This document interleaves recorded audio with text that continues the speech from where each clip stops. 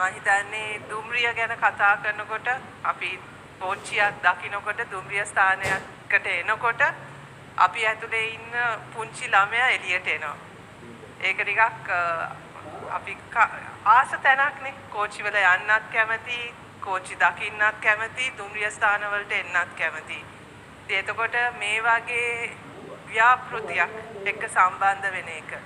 ඒ දුම්රිය ස්ථාන, ඒ දුම්රිය සේවාව අපිට මේ විදියට නවීකරණය කරලා, මොඩර්නයිස් කරලා, දියුණු කරලා ජනතාවට ඇත්තටම කිට්ටු සේවාවක් බවට පත් කරන්න ඔබ මේ ගන්න උත්සාහය ඉතාමත්ම වටිනවා. මේක හරිම වැදගත්. හරිම සතුටුයි අද දිනේ මේ ආරම්භ කරලා තියෙන මේ වැඩපිළිවෙල පිළිබඳව. විශේෂයෙන්ම කොටුව දුම්රිය ස්ථානය කියන්නේ සුවිශේෂී තැනක්. මේක කෝච්චි යන තැනක් විතරක් නෙවෙයි. එරංග නියෝජ්‍ය අමාත්‍යතුමාටත් මතක ඇති, විමල් අමාත්‍යතුමාටත් මතක ඇති. අපි කොටුව දුම්රිය ස්ථානය අසල ඇවිල්ලා තියෙන්නේ කෝච්චියට නගින්න විතරක් නෙවෙයි. විවිධ උද්ඝෝෂණ, විවිධ දේවලුත් මේක තමා සලකුණ, මේක තමා තැන.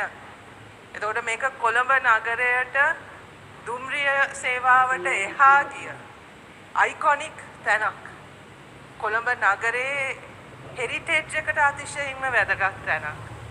ඉතින් ඒ නිසා මේ විශේෂයෙන්ම අපේ දුම්රිය සේවාවේ සියලුම ස්ථාන ගත්තම, සියලුම ස්ටේෂන් ගත්තම, දුම්රිය පළවල් ගත්තම අපි දියුණු කළ යුතුයි තමයි. නමුත් කොටුව දුම්රිය ස්ථානය කියන්නේ විශේෂ තැනක්. ඉතින් ඒක ඉතිහාසයේ කොටසක් වෙන්නේ ඒක දුම්රිය සේවාවත් එක්ක බැඳිලා තියෙන කාරණා වලට එහා ගිහිල්ලා මේ නගරේ ජීවත් වන සියලුම දෙනා, ලංකාවේ ජීවත් වෙන සියලුම දෙනාට කොටුව දුම්රිය ස්ථානය කියන්නේ විශේෂ තැනක්.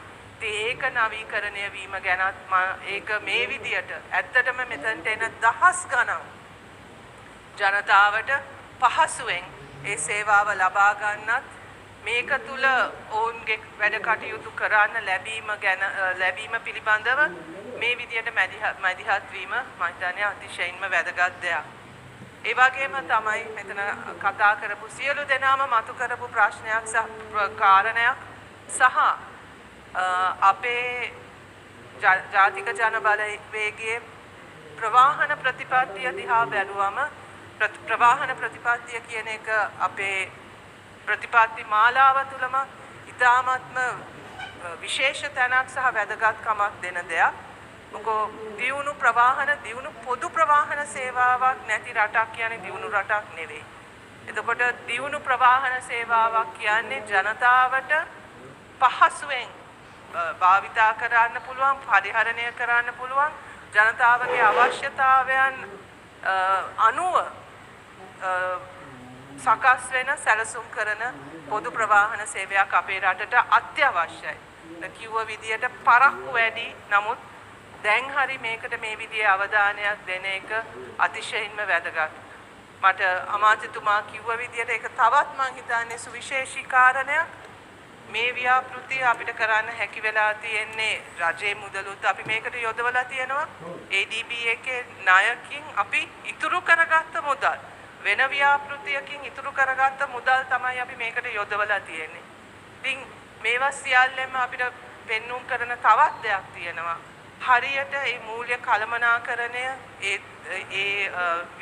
මූල්‍ය විනය සහ කළමනාකාරීත්වය එක්ක කරනකොට අපිට ලැබෙන සෑම රුපියලකින්ම අපිට කරන්න පුළුවන් ප්‍රමාණය, අපිට ඒක යොදවන්න පුළුවන් වෙන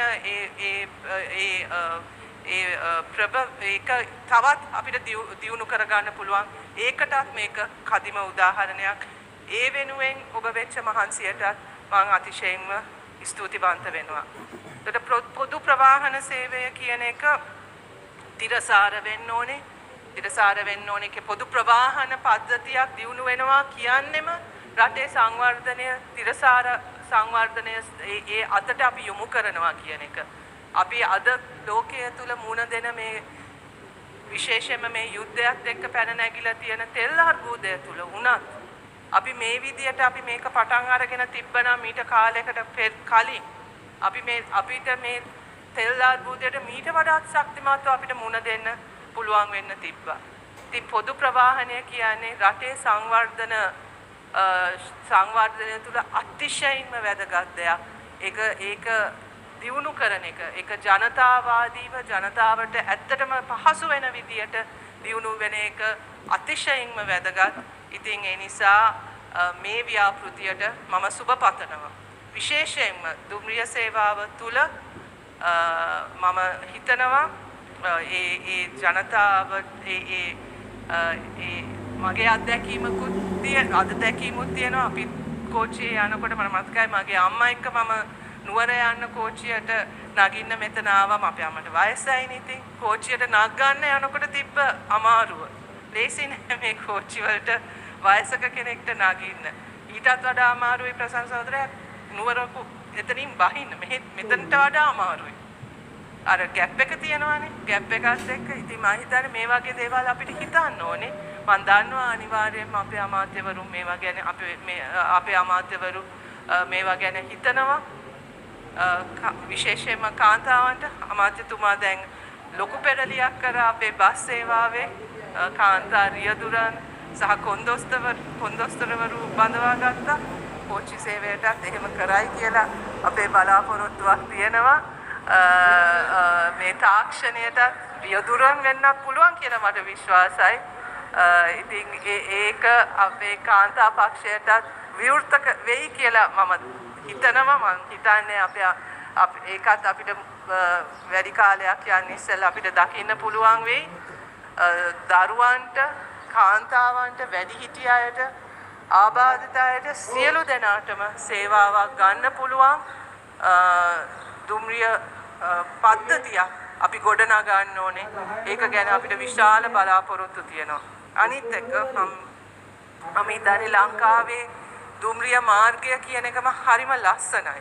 වෙන රටවල් වල වගේ නෙවෙයි. වෙන රටවල් වලට වඩා අපේ රටේ ලස්සනයි. නුවර යනකොට ගාල්ල පැත්තට දකුණු පැත්තට මූදායිනෙන් යනකොට හරිම සුන්දරයි. අපි හරි වාසනාවන්තයි.